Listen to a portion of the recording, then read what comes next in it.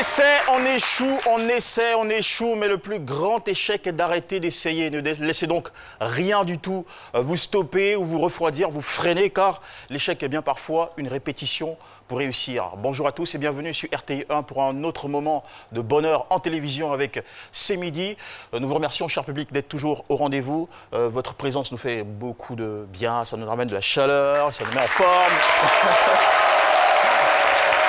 Et cette émission-là, on l'a réussi grâce à une belle complicité en plateau. Je voudrais qu'on salue ensemble. Je ne sais pas si vous avez déjà lu cet auteur africain qui disait qu'un vieillard qui meurt, c'est une bibliothèque qui brûle. Eh bien, nous avons une grande bibliothèque ici, une bibliothèque prestigieuse, mais qui est fireproof. S'il vous plaît, respect pour le doyen Cassie, avec des applaudissements. Lui, il est comme un plongeur parce que voilà, il se jette en immersion dans toute l'actualité culturelle et aussi des événements inédits. C'est notre c'est notre grand nageur culture de ce plateau. Je vous prie de saluer notre ami. Notre ami Cézo. Alexandre Granger, merci d'être là. Et voilà, il y a une oreille qui vous écoute aussi si vous nous suivez sur les réseaux sociaux en direct. C'est bien sûr une petite oreille, elle n'est pas très grande. C'est celle de Paulus Agathon que nous allons applaudir très fort. Chers amis, Paulus, dans son bureau, toujours bien en place. Elle va nous rejoindre en plateau. Elle raffole des séries télé. Vous la retrouverez bientôt au cinéma. C'est bien sûr Jessica Bamba aussi, pour qui nous allons envoyer des clameurs, chers amis. Et comment finir les présentations de cette équipe sans notre grand docteur Philo que vous retrouverez dans pas longtemps. Mais avant, tout de suite, mesdames et messieurs, le thème de ce jour, orpheline de père et de mère, mes frères me poussent au suicide. Et tiens, donc ça attaque la semaine avec un thème bien fort. Nous allons tout de suite recevoir notre invité témoin après sa petite bio. C'est Midi reçoit aujourd'hui sur son plateau une jeune femme tourmentée, orpheline. Nyando Agnès Sarah est âgée de 31 ans et mère d'un petit garçon. Benjamin d'une famille de 9 enfants, Agnès suit un parcours scolaire normal. Elle obtient son bac au lycée moderne de Diokwe, lui fait 2 années de formation en sciences de l'information. Elle est actuellement en quête d'emploi. Notre invitée du jour subit des pressions familiales, ce qui fait d'elle une femme vulnérable. Elle souhaite avoir la paix et la tranquillité. Restez avec nous, elle vient sur le plateau de C'est Midi partager avec nous son histoire. À vous Jean-Michel. Et nous recevons à présent en plateau notre invité.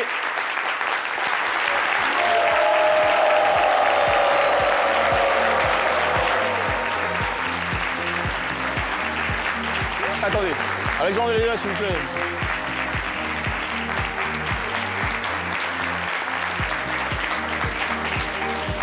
Et voilà, merci beaucoup pour l'accueil, chers amis. Merci. Je ne sais pas si je devrais dire madame ou mademoiselle. Qu'est-ce que vous préférez? Je préfère mademoiselle. Mademoiselle, d'accord. Oui. Bonjour mademoiselle Nyando Agnès Sarah. Oui, bonjour. Merci beaucoup de venir nous rejoindre aujourd'hui sur le plateau de C'est Midi pour raconter votre histoire. Nous croyons que partager ces difficultés, ces douleurs, c'est aussi une façon de se soulager. C'est une sorte de thérapie et nous avons bonne confiance que votre passage sur ce plateau vous aidera énormément sur le plan individuel et également sur le plan général, inspirera la majorité des téléspectateurs qui regardent cette émission. Merci beaucoup, une nouvelle fois, d'être là. Et tout de suite, nous allons passer à un moment important de cette émission parce qu'il détend, parce qu'il nous permet de décompresser sur le sujet. C'est celui introduit par Dr Philo et ses invités. Applause pour eux, s'il vous plaît.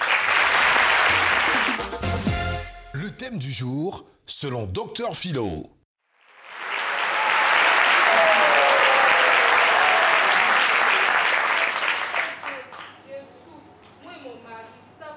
Pas même. Tous les jours, il va chercher travail, ça va pas. Eh Seigneur, c'est quand ça va finir, ça là, on souffre. Et tous les jours, il prend sa route, il s'en va, il cherche travail, il gagne pas de travail. On souffre comme ça, Seigneur. C'est quand tu vas nous enlever dans cette situation, mon Dieu.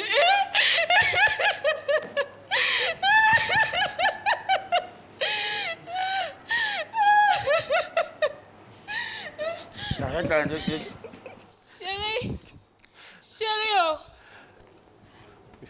Mais parle-moi. Suivez. Chérie. Chérie, qu'est-ce qui s'est passé là-bas? Faut m'expliquer un peu, hein? Pardon. Il y a eu quoi? Mon mari pleure, mon mari pleure. chérie, y'a quoi? On dit, y'a quoi? Bébé, faut pas faire ça, tu es un garçon. Oui, c'est travail là. Faut pas pleurer, faut m'expliquer. Mais je comprends. Mon travail, papa, je travaille. Mon Dieu, et c'est mon papa qui allait dire au directeur de l'entreprise que moi, c'est un sorcier. Que si moi, on m'embauche, l'entreprise va tomber. Non, pauvre papa aussi. Maman aussi, même mes copines m'ont abandonné. Mes copines. Ça va aller, faut pas pleurer. Tu sais, non, ta sauce que tu aimes là, je vais aller voir ma grande soeur. Elle va me donner un peu d'argent. Ta sauce du blé que tu aimes là. Il a fait ça pour toi. Il faut m'attendre ici. Il va aller voir ma grande soeur, lui demander pardon, il va me donner un peu d'argent. Il a fait ça pour toi. Attends-moi ici. Faut m'attendre. Ça va aller. Faut pas attendre ici. Ça va aller. Mon mari là.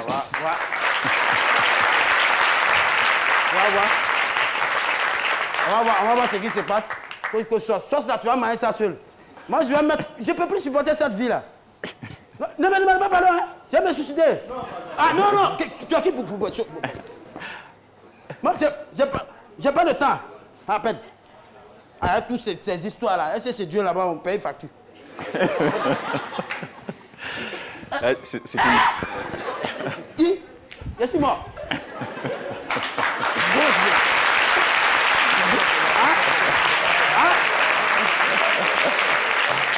Non.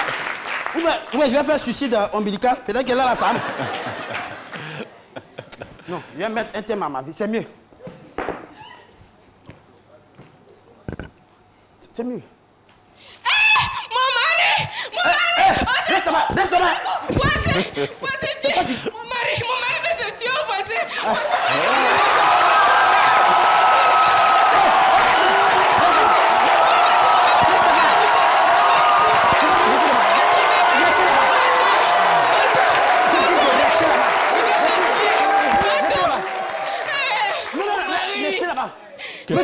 Qu'est-ce qui se passe? Voisin. Qu'est-ce qui se passe? Voisin, si tu t'approches, tu auras ma mort sur ta conscience. Non, s'il te plaît, écoute-moi, voisin. Écoute-moi, voisin. Recule d'abord. Qu'est-ce qui se passe? Il n'a qu'à reculer. Qu'est-ce que tu lui as fait? Tu pensais que tu es bien habillé, tu es rassasié. Non, calme-toi. Calme-toi. Qu'est-ce qui se passe? Explique-moi. Qu'est-ce qui se passe? Il y a tout le problème. Ça va Oui, pas. quel problème tu as? C'est ça un vrai garçon. C'est quoi? C'est quoi? Qu'est-ce que tu as? Quel problème tu as? Hein? Voilà, tout problème là même, c'est résumé à son accoutrement, même tout ça là. C'est le tout problème. Pas de travail, pas à manger, rien. Il ne gagne pas de travail, là, il se promène, il n'y a pas de travail. À cause de mon mari, là, il veut se tuer. On est entre hein? Non, Tu veux l'argent? Là, il descend. Voisin, si je te donne l'argent, tu fais quoi? Tu viens avec moi? Non, bébé, attends. J'ai pas prévu ça. Hein. J'étais à la maison, elle est venue me chercher. C'est le peu que j'ai. Il y a un peu quand même. Tiens, allez, voisin. Viens, s'il te plaît. Viens, attends, je t'aide. Viens. Faut descendre. Bébé, faut descendre. Viens. Ça va aller, ça va aller.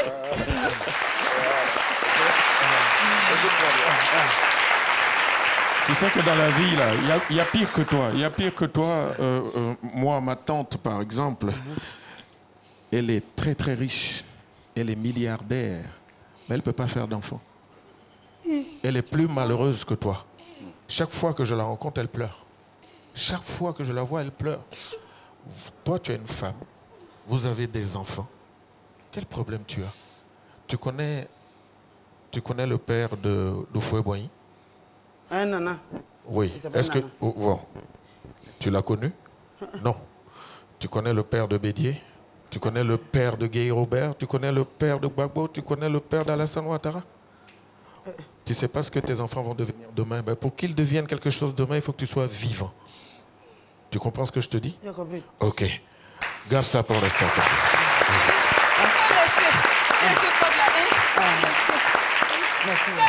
Allez, viens. Viens, voisin. Mais l'argent, tu vas augmenter. Et voilà.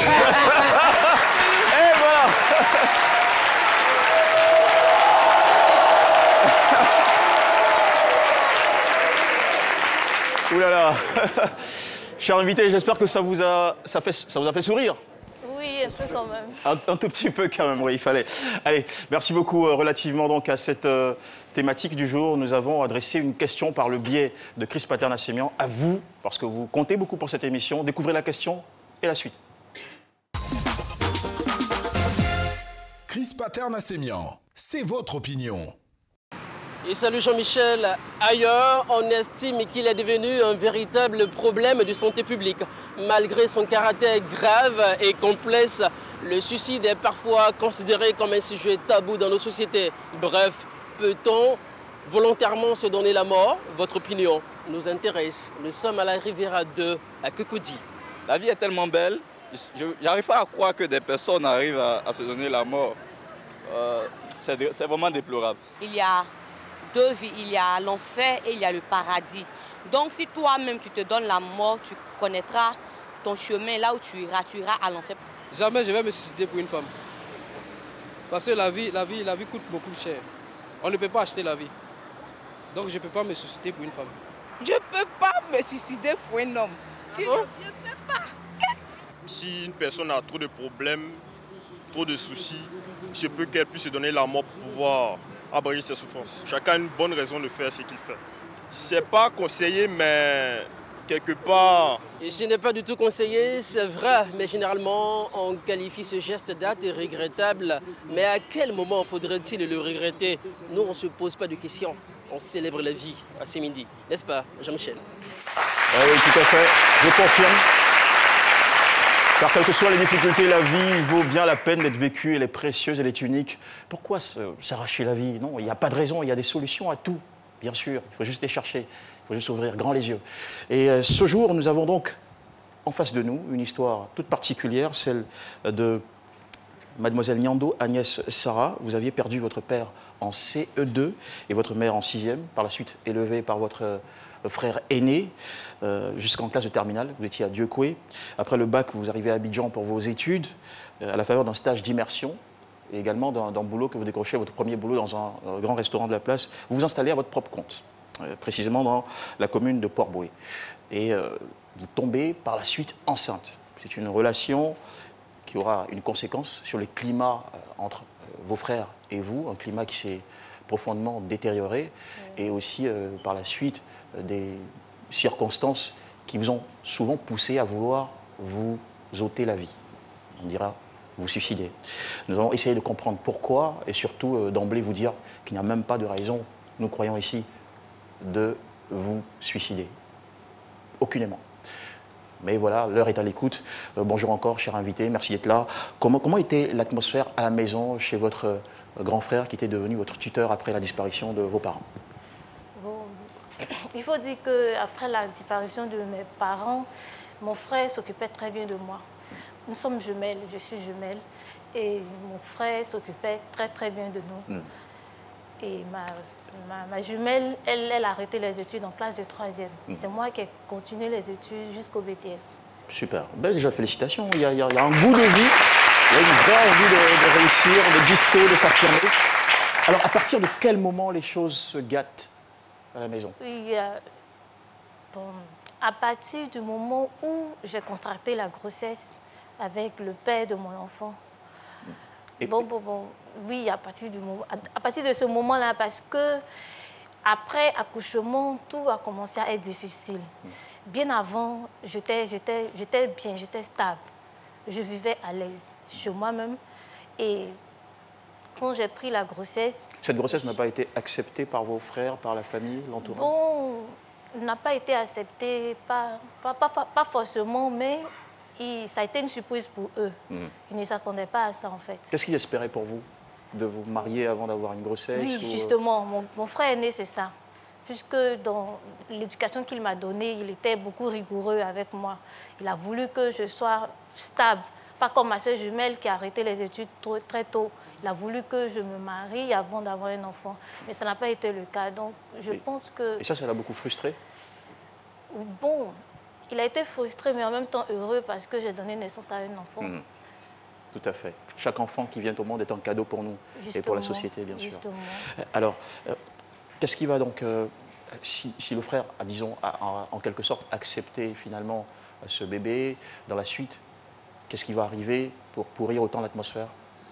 En fait, ce qui a complètement dégradé l'atmosphère dans laquelle je vivais, c'est que c'est la personne que j'ai rencontrée.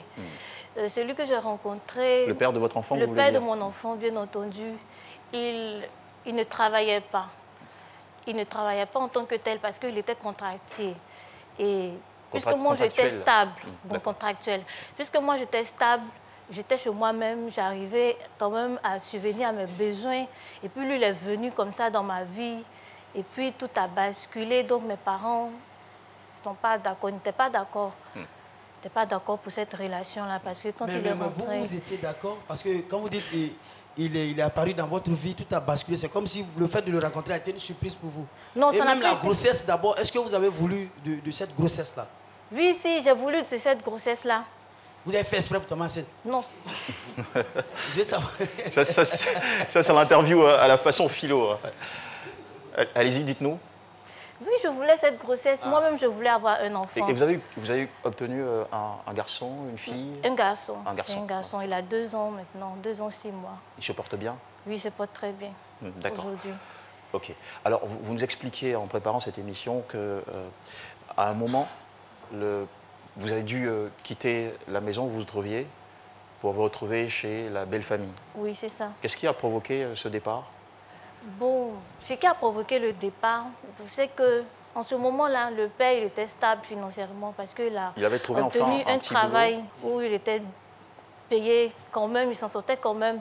Il pouvait payer la maison, mais il n'a pas voulu payer la maison parce que je peux dire que c'est un fils à maman qui se laissait toujours faire par la maman. Maman doit s'occuper de tout, donc il a voulu qu'on parte vivre chez eux en famille, puisque c'est sa maman qui a construit la maison où ils vivent actuellement. Bon, c'est pas un problème. Hein. Non, c'est pas un problème. Aussi longtemps qu'il s'occupe d'enfants, qu'il vous protège, c'est déjà bien. Ouais. Qu'il soit à maman ou à papa, c'est déjà qu'ils prennent des responsabilités. Oui. Et quand je suis arrivée là-bas, dans les 2 premiers mois, tout allait bien.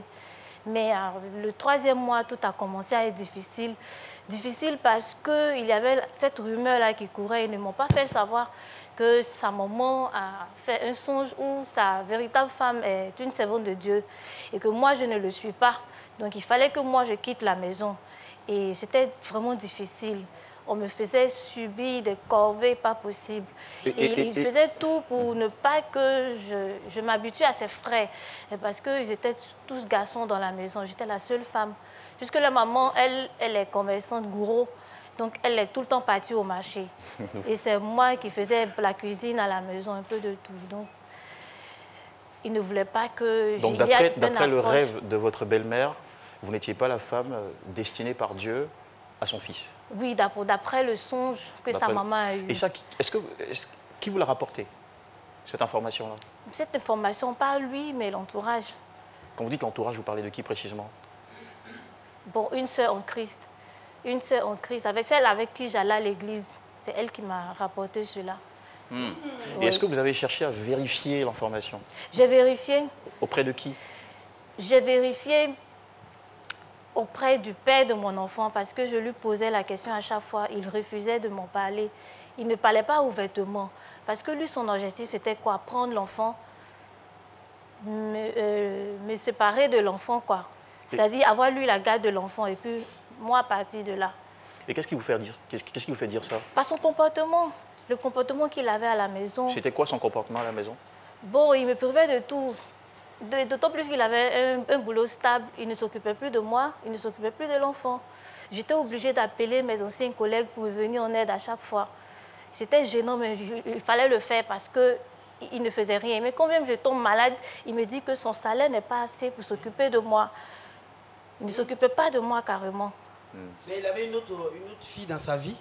Oui, devant moi, il a commencé une nouvelle relation avec la fille d'un pasteur. La fille d'un pasteur en face de la maison, devant moi, à mes yeux. À mes yeux, je dis franchement à mes yeux. Ok. Donc, alors, vous étiez en difficulté dès lors dans la maison, pas pris, enfin, pas chouchouté, pas prise en charge par le père de votre enfant à un certain moment. tout se passe pas bien, vous ne vous entendiez pas aussi avec votre Oui, belle-mère? beaucoup de disputes. Bon, pas avec la belle-mère, mais avec le père, beaucoup de disputes. Beaucoup de disputes. Et par la suite, vous nous avez dit qu'il vous a chassé de la maison? Oui, oui, il a mis mes bagages dehors. Il a mis mes bagages dehors une nuit et je suis partie de là. Bien avant de partir, Et pourquoi est-ce qu'il a mis vos bagages dehors? Parce que vous aviez une façon de lui parler qui ne lui plaisait pas. Vous avez aussi, à un moment donné, vous avez tenté de tout casser. Qu'est-ce qui l'a poussé à du tout. Vous mettre dehors? Je suis timide. Je suis beaucoup timide. Je ne suis pas chaude. Donc, il a mis mes bagages dehors parce que je suis allée au centre social voir les personnes de là-bas pour pouvoir me venir en aide. À cause de ceux qui ne s'occupaient pas de moi et ne s'occupaient pas de l'enfant. Parce que c'est moi qui ai lutté pour qu'il ait ce travail-là. Après, quand le centre social m'a donné la convocation, je suis allée lui remettre. Il a répondu à la convocation, ensemble, lui et moi. On a répondu à la convocation. Et quand nous sommes retournés à la maison, je devais faire la vaisselle. Et il a dit que je ne dois plus toucher quelque chose à la maison. Si j'ai eu le courage de l'envoyer au centre social, c'est que je peux l'empoisonner. Et donc, il ne veut plus que je sois là. J'ai dit, bon, si tu ne veux pas que je reste dans ta maison, commence à déplacer et démonter mon placard parce que c'est toi qui as déplacé mes affaires de chez moi jusqu'à chez vous. Si tu démontes mon placard, je saurai que tu ne veux plus de moi et moi, je vais partir de chez vous. Ah, vous avez osé lui dire ça? Oui, oui. C'est ce qui a été. Moi aussi. Il a sauté. Comment on peut dire à quelqu'un de démonter? C'est un menuisier? J'ai une question. Alors, une question d'Alexandre Branger. Oui. C'est pour savoir, tu faisais quel travail auparavant, si ce n'est pas indiscret pour subvenir à tes besoins? Auparavant, j'étais secrétaire dans un grand restaurant de la place. Ne nous dites pas quel restaurant, s'il vous plaît. Allez-y, d'accord, ok. Doyen Cassi, une question?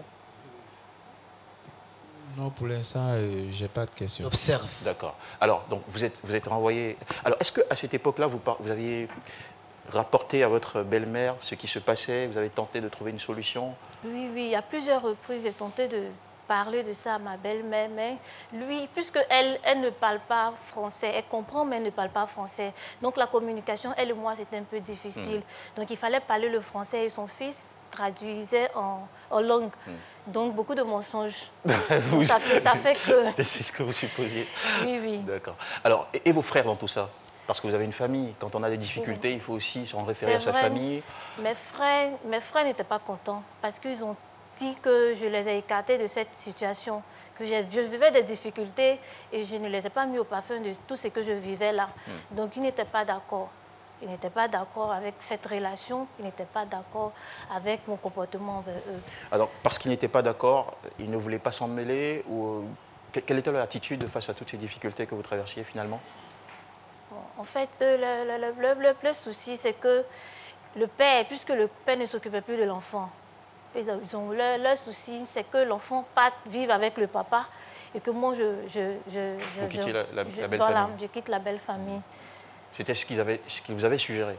Oui, oui. Et qu'est-ce que vous avez en réponse dit ou décidé?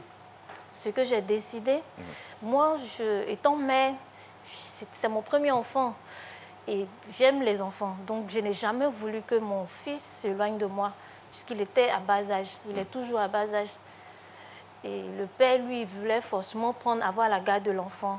Et moi, pourquoi? Est-ce qu'il vous trouvait à un certain niveau irresponsable ou immature ou peut-être maladroite dans la façon d'éduquer ou de gérer votre enfant? Immature, non, mais s'en occuper convenablement, non, il ne le fait pas. Il ne s'occupe pas de lui convenablement. Non, je veux dire, quel reproche le père de votre enfant vous faisait au point de vouloir prendre la garde de l'enfant? Est-ce qu'il vous trouvait peut-être immature, maladroite, ou pas assez préparée à prendre soin d'un enfant? Bon, ce qu'il dit, c'est qu'il trouve que moi, je suis malade, en fait. Vous êtes dit malade? Que moi, je suis malade, oui. Et que je ne malade dois de pas quelle manière? prendre l'enfant ne doit pas rester avec moi. Il ne m'a pas dit, il ne me dit pas ouvertement, lui. Mais toujours est-il que c'est toujours l'entourage. Et quand c'est comme ça, ça fait mal. Oui, j'imagine bien. J'imagine bien. Alors, pardonnez-moi de faire un focus sur ça. Vous dites qu'il vous trouvait malade. Alors, malade de quelle manière? Malade mentale malade... Qu'est-ce que vous entendez par être malade? Bon, pas malade mentale en tant que telle, non, non, non, non. Mais une maladie réelle. Quelle maladie? Ou bien il ne sait pas. Parce qu'il n'y a jamais de fumée sans feu.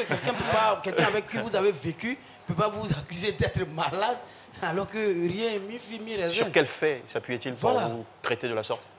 Sur quel fait? Oui. Bon, en fait, il disait à chaque fois que oui, une femme, et comme on appelle ça même, qui n'arrive pas à communiquer convenablement avec ses frères et tout, que je suis beaucoup réservée. Bon, c'est ce qu'il déplorait en fait, alors que ce n'était pas ça. C'est lui, au contraire, qui bataillait pour ne pas que je m'habitue à ses frères, puisque lui, son objectif était de prendre l'enfant et m'éloigner de ça à la maison, plus que je sois avec lui. Et donc, il fallait créer tout ça. Oula. Et on va, juste après la petite pause commerciale dans cette émission, chercher à savoir si vous avez fait des efforts pour vous améliorer, quelle a été aussi la suite des événements, pourquoi vous avez eu à un moment donné l'envie de vous suicider. Tout ça, on en parlera. Merci beaucoup encore une fois d'être avec nous au plateau. Et sur ce, on part pour la pub et on revient sur RTI 1. Les premiers gestes du matin sont essentiels pour bien démarrer la journée. L'eau minérale naturelle Assini participe à votre équilibre et vous mettiez en pleine forme. Assini fait partie de vos moments de partage avec vos amis. Assini partage vos instants de complicité en famille. Au sport, au bureau, entre amis ou en famille, l'eau minérale naturelle Assini est présente et partage vos instants de vie. Un produit NBC. C'est midi en direct sur RTI1. Bon déjeuner à tous ceux qui nous suivent. En ce moment, voilà, bonne dégustation. Si vous êtes à table, eh bien, avec nous, Nyando Agnès Sarah, qui a vu, disons, ses relations se détériorer avec ses frères dans cette situation que vous traversez, vous pousse à vouloir vous suicider, ou vous pousse à vous suicider. Pourquoi vous le pensez et comment les choses se traduisent? Bon, d'abord, oui, ça a commencé par... Ils ont commencé par me traiter de sorcière au début. Et quand j'ai fait mon enfant, quand j'ai accouché, que j'étais sur la petite soeur de ma maman, on me traitait de sorcière, tout d'abord. Et oui, allez-y. Tout ce que je touchais, tout ce que je faisais, il fallait invoquer le sang de Jésus dessus parce qu'il y a une grande sorcière dans la maison. Et donc, c'était ça. Pour moi, je ne comprenais pas. Il y a ma grande sœur, la plus grande des filles, côté maman. Et est-ce que vous avez cherché à comprendre pourquoi vos frères vous traitaient de sorcière? Oui, bon, j'ai cherché à comprendre, mais il n'y avait personne qui me donnait une réponse. Il n'y avait personne qui me donnait de réponse. Donc moi... Et vous-même, en vous regardant dans un miroir, en regardant aussi votre comportement, je ne sais pas, peut-être que vous avez, quand une femme tombe enceinte, elle a certaines attitudes dans certains cas. Est-ce que, dans votre cas, ce n'était pas excessif? Non, non, pas du tout. D'autant plus qu'avant d'arriver chez maman, j'avais déjà accouché. Et puis avant que je n'arrive chez elle à la maison. Donc vous pensez que tout ça, c'était un traitement injuste? Bon, oui, je crois que c'est une injustice. C'est une injustice parce qu'ils avaient déjà leur petite stratégie qu'ils avaient préparée. Ils avaient déjà leur petite stratégie. Bon, leur stratégie, c'était que je quitte mon foyer. Leur stratégie est que je n'arrive plus à m'en sortir moi-même. Je ne travaille plus et me séparer de l'enfant et que je reste seule. Ça, c'est leur stratégie. Vous pensez que des frères peuvent en vouloir autant à leur petite sœur? Oui, oui, c'est pas que je pense, c'est ce qu'on est en réalité. C'est qu'on est en réalité. D'accord, tout ça nous amène à nous poser des questions. Oui, allez-y. Je voudrais demander à notre invité, qu'est-ce qui vous arrive à vous convaincre? Qu'est-ce qui fait que vous êtes si sûr que vos frères vous souhaitent le pire, vous veulent le pire? Je voudrais comprendre ça. Je suis sûre parce que mon enfant d'abord, il était avec moi. Et ils ont tout fait pour que l'enfant parte vivre avec son papa. Et je suis allée déposer l'enfant à son papa qui a fait 3 mois là-bas. Durant ces 3 mois, l'enfant n'a pas reçu un traitement qu'un enfant doit avoir. L'enfant il était tout le temps malade. Il enflait, on l'a même hospitalisé, où son papa a refusé qu'on hospitalise l'enfant. C'est moi qui suis venue intervenir et puis on est retourné à l'hôpital. Ça, c'est 3 jours après. Votre situation... Et mes frères... Votre situation suscite beaucoup d'interrogations sur la toile. Nous allons y aller, avec votre permission, prendre quelques questions. Paulus, Agathon. Alors, Jean-Michel, sur la page Facebook, il faut dire qu'on a beaucoup de messages d'encouragement. mais on a une proportion de messages qui estiment que rien de ce qu'elle raconte ne pourrait véritablement pousser au suicide. On peut lire par exemple le message de Florentin Kwasi-Kwadio qui dit « Veuillez m'excuser pour ma part, je pense que quel que soit ce qui se passe, rien ne peut amener quelqu'un au suicide. Et il faut juste éviter d'écouter ce qui se passe autour de vous. » Et on a finalement Dambélé Fousseni qui pose la question. Il voudrait savoir finalement, qu'est-ce qui vous a poussé à renoncer au suicide? Donc déjà, on va se dire que c'est une double question. Ouais, une double question. Le public sur la toile estime que ce qui vous arrive ne devrait pas vous pousser au suicide. Et pourtant, vous avez eu envie de vous suicider à des moments.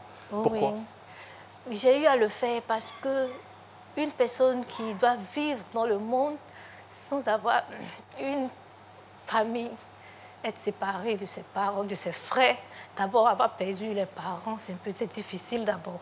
Et puis ne plus avoir le soutien de ses frères, c'est difficile. Et puis encore, c'est être éloigné, donc quitter son foyer, encore une difficulté. Et puis maintenant, se séparer de son enfant, c'est aussi une difficulté. C'est ce que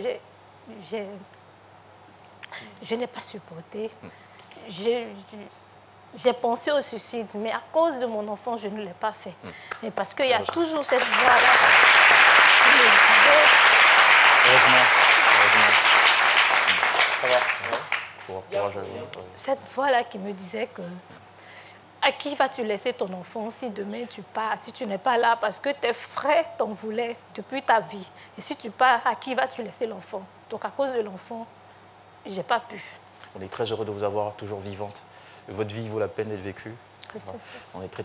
Alors, est-ce que vous avez tenté depuis lors d'essayer de vous asseoir avec vos frères pour régler le problème? Oui, j'ai tenté une approche, mais ça n'a pas été parce qu'ils m'ont rejeté. Carrément? Oui, carrément.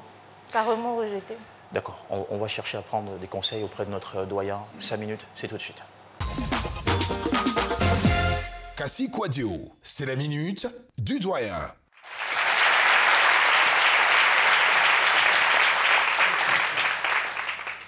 Mademoiselle Niando, du courage. Merci. Tout n'est pas encore perdu. Et surtout que vous êtes encore très jeune. Vous interprétez le comportement de vos frères comme une manière pour eux de vous pousser au suicide. Il peut y avoir d'autres explications, ce n'est pas certain. On peut y penser, on peut penser comme ça, mais ça peut ne pas être ça.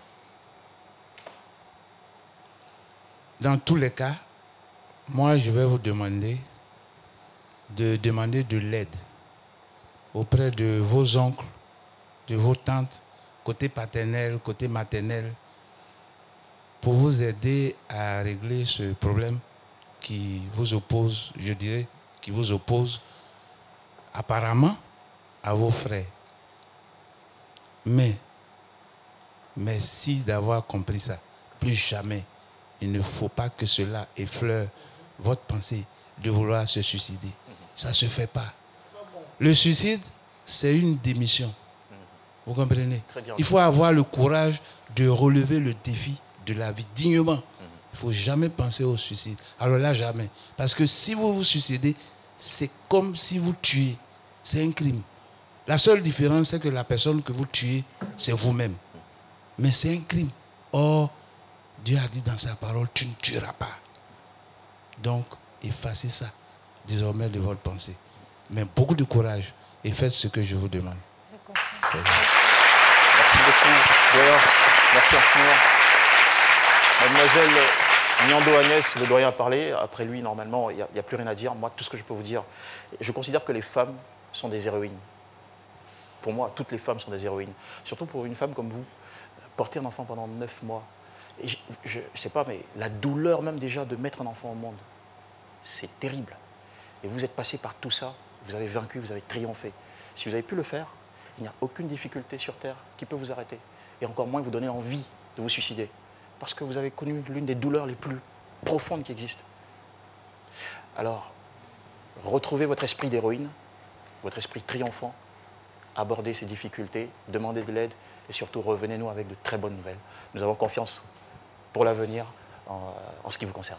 Merci beaucoup d'être passé sur ce plateau. Voilà, nous espérons que ce moment que vous avez partagé avec nous vous a fait du bien. Voilà, et très bonne journée. Voilà, merci et on embrasse votre enfant. D'accord. Et voilà, on garde donc bon espoir pour vous. Merci beaucoup. Des applaudissements, mesdames et messieurs. Et tous ces applaudissements, nous les devons ici au fan club Mewé, dirigé par monsieur Jean-Sylvain Morrison. Ils vont s'applaudir. Le fan club Mewé, c'est avec le mouchoir. Eux, c'est assez particulier, ça, d'accord. Le club de philosophie, le Logos du collège privé Philippe Germac et de l'Institut supérieur de commerce et de finances ISCF, dirigé par monsieur Patrick Lognon. Où sont-ils? On est très heureux de vous avoir avec nous, merci beaucoup. Le syndicat des intermédiaires d'assurance de Côte d'Ivoire, CACI, conduit par monsieur Kwasi Komoé Jean-Marie. Ouais. On sent que vous n'êtes pas très nombreux, mais quand même solidaires. L'Institut de formation Sainte-Marie de Cocody, IFSM. Ouais, ça va la chérie? Elle rit. Gros bisous. Et pour terminer, le fan club C'est Midi. Ils ne sont pas très nombreux, mais ils font beaucoup de bruit. Le fan club C'est Midi. Voilà, c'est tout ça, la belle famille autour de nous pour ce midi. Allez, mesdames et messieurs, nous enchaînons avec la prochaine rubrique de cette émission. Jessica Bomba, c'est top, c'est pas top. Bonjour Jessica. Bonjour Jean-Michel. Alors, bonjour à tous. qu'est-ce qui vous a plu ou qui vous a pas plu cette semaine? Alors franchement, j'aurais aimé venir avec de bonnes nouvelles ce lundi pour une nouvelle semaine, mais non, parce qu'aujourd'hui c'est pas top. Ouais, on passe au rouge là, c'est pas top du tout parce qu'on va parler des accidents de la circulation. Je sais pas si vous êtes comme moi, à chaque fois que je vais sur les réseaux sociaux, je tombe au moins sur une image ou 2 images d'accidents. Ce qui veut dire qu'on a énormément d'accidents de la circulation. Et on le sait, le mois de décembre arrive à grands pas. Et en règle générale, il y a quelqu'un qui a dit au mois de décembre, on a beaucoup d'accidents. Je ne sais pas si vous avez fait la remarque. Je ne sais pas si c'est l'euphorie des fêtes de fin d'année, mais une chose est sûre, je pense que le moment est venu de sensibiliser réellement. Sensibiliser également parce que les chiffres sont là. Les chiffres sont assez alarmants. Alors il faut savoir qu'en 2016, on est passé de 10 700 accidents. En 2018, on est à 12 500. Ça fait beaucoup. On est passé de 991 tués lors de ces accidents à 1500 en 2018. Et le taux de gravité est passé de 9,24 à 12,04. Ça ne fait que monter. Exactement. Que entre 2016 et 2018. Et pourquoi? C'est parce que le message de sensibilisation ne passe pas ou... Écoute, alors justement, ça tombe bien. Déjà, on a essayé d'avoir un petit tableau de répartition des usagers qui sont tués. 55% sont les piétons. 55% des personnes victimes d'accidents sont les piétons. Ensuite, à 27%... Les piétons n'ont pas de voiture et puis c'est... Mais justement, parce que lorsque vous conduisez pour vous, vous conduisez également pour les gens qui sont autour. Donc les piétons, c'est vraiment les personnes les plus vulnérables. Ensuite 27%, ce sont les passagers. 11% les 2 roues, donc tout ce qui est moto, vélo et tout ça, et tricycle également. Et 9% les conducteurs. Et là, on se dit que nous qui avons le volant, seulement 9% de ces personnes-là sont tuées et le reste, ce sont les piétons, les passagers et tout ça. Donc quand vous conduisez, vous conduisez pour vous. Exactement, vous conduisez pour vous, mais vous conduisez surtout pour les autres. Ouais. Et on s'est demandé, bon, quelles sont les causes? Et là, franchement, c'est assez impressionnant. Il faut savoir qu'on a 1% de causes qui sont liées à la défaillance mécanique, seulement 1%. 4% à l'excès de vitesse, 27% aux imprudences des piétons, et 43% aux imprudences des conducteurs. Wow. Ah ouais, ça on se dit, on est responsable mais à un niveau. Alors mais que faut-il faire? Ce qu'il faut faire, c'est déjà respecter le code de la route, surtout les règles de sécurité routière. Mais surtout, moi, le point le plus essentiel, c'est la courtoisie. Parce que lorsqu'on regarde tous les embouteillages en Côte d'Ivoire, en général, il n'y a rien. Hein. C'est juste que moi, je veux passer avant toi. Et voilà. Et je veux créer une 2e voie, une 3e voie. On a l'impression qu'on va plus vite, mais finalement, on perd beaucoup de temps. Donc, la courtoisie, c'est important. Laissez passer. Ça ne va rien changer à votre vie. Ça ne va pas vous mettre plus en avant. Si vous êtes déjà en retard, vous êtes en retard. Ensuite, l'alcool au volant, Jean-Michel. Et ça, je m'adresse vraiment aux jeunes. Ne conduisez pas si vous avez bu. Et encore aux jeunes, si vous avez un ami en soirée qui a pris de l'alcool, ne le laissez pas prendre le volant, pour l'amour du ciel. Laissez votre voiture, récupérez sa voiture, c'est possible, mais récupérer sa vie, c'est pas possible. Et si je peux me permettre d'ajouter quelque chose, Jessica, parfois lorsqu'on va en club et qu'on ressort des clubs, je sais pas, 4h, 5h du matin, légèrement éméché, il y en a parmi nous qui, je ne sais pas si c'est une démonstration de force, qui sort du club ou qui sort du point en toute vitesse. Exactement. Moteur, Exactement. En pleine nuit. Ouais, et c'est l'euphorie et tout ça, donc il faut vraiment éviter. Si vous êtes lucide, vous avez votre ami, genre Alexandre, qui veut prendre le véhicule, je dis Alexandre, laisse la voiture. Ou Alexandre, monte, je te dépose. Vraiment, votre voiture, vous pouvez la récupérer le lendemain, mais votre vie, c'est compliqué. Et le dernier point, le téléphone au volant, mon Dieu. Et là, on est tous concernés. Moi, je suis concernée, on est tous concernés. On a tendance à... On se dit non, mais c'est juste vérifier, c'est juste appuyer un bouton. Mais sachez que les accidents de la circulation, ça arrive en une fraction de seconde. Vous avez juste le temps de baisser la tête, de la lever, que vous avez cogné une personne ou cogné une voiture. Donc l'État fait ce qu'il peut. D'ailleurs, depuis le 25 octobre 2019, il y a une cérémonie de lancement de la campagne africaine de sécurité routière qui a été présidée par le ministre des Transports. L'objectif étant bien évidemment de sensibiliser. Et cette campagne est portée par la Légion du football Didier Drogba. Encore une fois, chers amis, faites attention. Ne brisez pas des familles, ne gâchez pas des vies. La vie est trop belle, franchement, pour mourir dans un accident, c'est trop violent. En tout cas, je suis en train de vérifier. Elle n'a pas tout dit. Je suis sûr que quelque part. Non, j'ai tout dit. C'est écrit que c'est les BACA même qui peuvent faire accident. Non, mais tout le monde est concerné. Tout le monde est concerné. Merci beaucoup, Jessica Mova. Tout le monde est concerné. Et pardon, mais vraiment très rapidement. Si vous êtes, comme il a dit, Philo, si vous êtes dans un BACA ou un taxi ou un boroboro, vous avez l'impression que le chauffeur a une conduite un peu bizarre, insistez, dites au monsieur, pardonnez, j'ai des enfants. Ou bien descendez. Pardonnez, j'ai une famille. Merci infiniment. Merci beaucoup, Jessica Mova. Et puisque vous parlez de courtoisie, est-ce que je peux vous demander la permission de faire une petite pause pour passer des messages publicitaires? Bien sûr. D'accord, merci beaucoup. Merci. Minutes et SMS tout réseau, Internet cadeau. Profite des forfaits Easy Heure plus de Move. Et à partir de 300 francs, on t'offre l'appel illimité vers 5 numéros. Tape maintenant étoile 303, étoile 1 dièse. Move. Nous les Nous sommes de retour sur le plateau de C'est midi. Je pense que nous devons avoir un invité qui passe nous faire un petit bonjour et partager avec nous une grosse actualité. Si notre invité est prêt, laissons donc...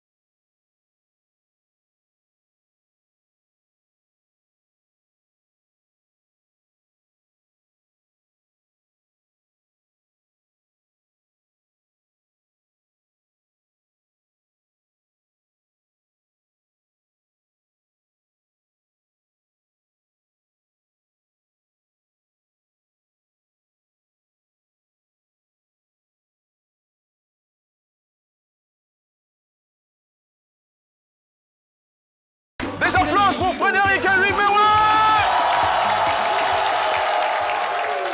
Ce monsieur, c'est un Highlander.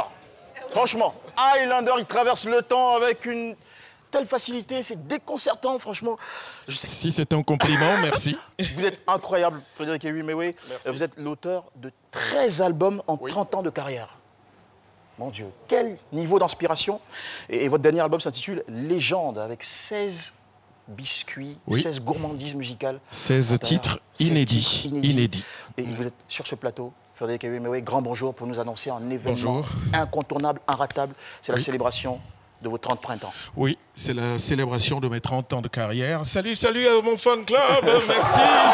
Merci à tout le monde, merci d'être là. Je suis là pour vous, merci. Alors, tu vois, ils sont disciplinés. Ils sont très disciplinés. Voilà. Alors, les 30 ans de carrière, c'est cette année, oui. J'ai commencé en 89. 2019, ça fait 30 ans. On a souhaité marquer le coup par cet album. Derrière ça, il y aura le pagne à mon effigie qui va être commercialisé cette semaine. En fin de semaine, vous aurez des pagnes fabriqués avec mon effigie qui seront vendus partout sur toute l'étendue du territoire. Vous allez pouvoir vous en procurer. Et puis derrière ça, on compte donc faire ces concerts pour marquer encore le coup. Les 7 et 14 décembre, donc le 7 à l'Hôtel Ivoire et le 14 au Palais de la Culture. D'accord. Donc voilà. Alors le 7, ça sera à quelle heure? Alors le 7, c'est à partir de 19h à l'Hôtel Ivoire, mais à la patinoire. On a décidé de faire de 7 espace VIP, un espace VIP traditionnel. Wow. Donc, on va faire la fête, c'est-à-dire que vous pouvez venir costumé, mais ça sera en balle poussière. Aïe, aïe, aïe, aïe, aïe, aïe. Et le 14 décembre 2019, Palais de la Culture à l'espace lagunaire. What time? Ben, pareil, 19h. À partir de 19h, ça sera même plus tôt, je pense que ça sera l'après-midi, à partir de 17h. 17h, d'accord, c'est cool, voilà. super. Alors l'album, je vois Yiwazo, et mon préféré, c'est Korokoto. Ton préféré? Oui, Korokoto. Ça, j'adore cette chanson. Ben oui. Sueur, copier-coller, Kessi, Bouffeton, tu te prends pour qui? Bouffetou. Ah, Bouffetou. Tu te prends pour qui? Apollo Pop, Aya, Bossuet, Toto, Libérez-nous. Tu dis que quoi? Moyam Maria, Sunshine in Africa. On est calé. Ça, c'est un titre. On est calé. On est calé. Franchement. Alors, ne ratez pas donc ces deux grands moments de musique, mais surtout ce rendez-vous avec une légende sacrée de la musique africaine, une fierté de notre pays. Merci beaucoup. C'est moi qui te remercie et je remercie en avance tous ceux qui viendront à ces concerts. Merci d'avance de m'honorer vivant. Tout à fait. Merci beaucoup. Aimons-nous vivants. Des applaudissements pour accompagner notre superstar. Thank you. We love you.